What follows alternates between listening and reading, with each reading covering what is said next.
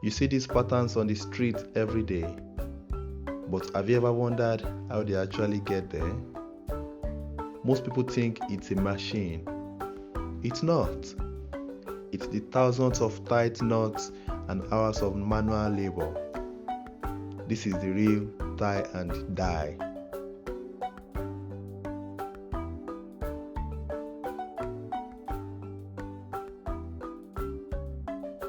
The process is simple but difficult. Musa Jate spent hours tying the materials to create a barrier for the dye. The circle or line you see on a finished batik material starts as a knot. If the knot is loose, the dye leaks and the design is ruined. It's a game of pressure. You are literally fighting the fabric to keep the color out of certain spots. It's tedious, it's hard on the fingers, but this is where the magic happens. My name is Musa Jete. I live in Sukuta, Congo, North-West Coast region. A small compound that's called Jaitekunda. And in Jaitekunda here we live in 4 brothers, and both of us did tie and dyes and batiks on the different techniques. So we do natural dyes and we do chemical dyes as well. Most people use harsh chemicals because it's faster. Musa refuses. He sticks to natural dyes because he wants to protect the environment. In a world talking about climate change, he's doing his part through the fabric he produces.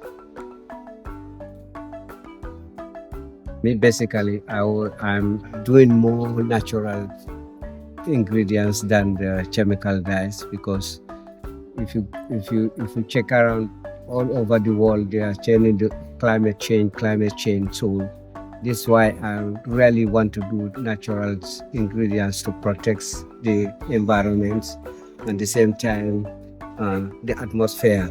At the moment, you can see my compound is slow. It's very small. So this is why basically I'm totally in for the natural dyes. Although we have challenges on it, some getting them in the deforestation, as the forests have been,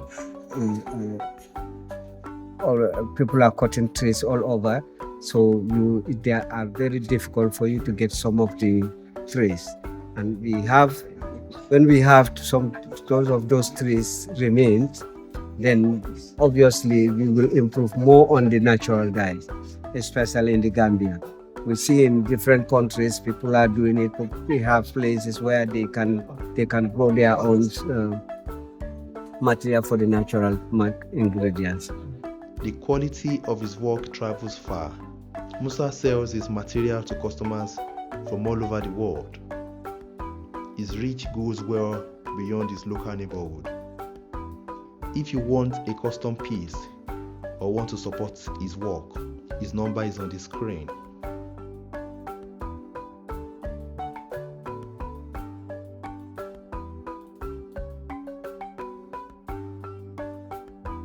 I have patronized, especially in the Gambia. A lot of Gambians are patronizing me very well. They are really patronizing me, encouraging me to do. And I have friends as well all over some part of the Europe. And I have customers as well on different countries like Sierra Leone, the UK, the US. It's not much, but as I produce it, I have some of those customers. Musa wants to make sure this skill doesn't disappear. Right now, he works with his friend, Mr. Abubakar Cham, to teach local students whenever he can. But his real dream is a dedicated training center, a place where the next generation can learn to turn a piece of cloth into a business. Yeah, the support we want is that to have on how to call the center, where there you can be working comfortably and you will be even able to train some youths special, because these are things always when I'm working, I think my mind on them, the youths especially. You encourage more youths to participate on it, thereby it will at least reduce some poverties. I have people that are trained. I have childhood friends, who is I have to mention his name, Chornabi Cham. He's a teacher by profession, whom when I'm taking all the time, I think of how to train girls. So he made a proposal, and we both agree that we're able to train young girls. We have trained over now 52 girls that have been trained, and then I believe they can work at anywhere. As I tell you yesterday, that we should be working at the school to give assistance to the one school, and then I will go in with those girls to help the school to at least so that the student there also will know that not only going to the office also can generate money.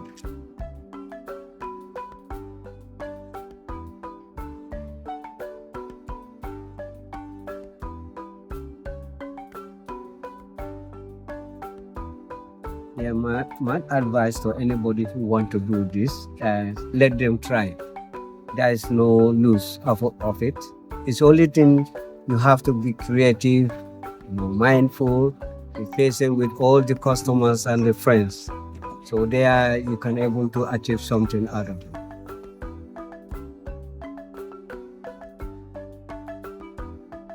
The next time you are looking for something to wear, think about the ants that tied the knots. Patronizing people like Musa keeps our identity alive and keeps the money in the community. It's high quality, it's eco-friendly, and it's us.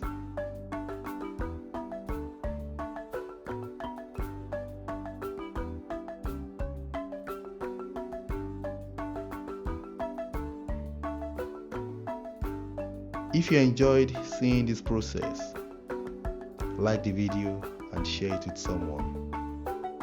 Subscribe for more stories from my travels across the continent.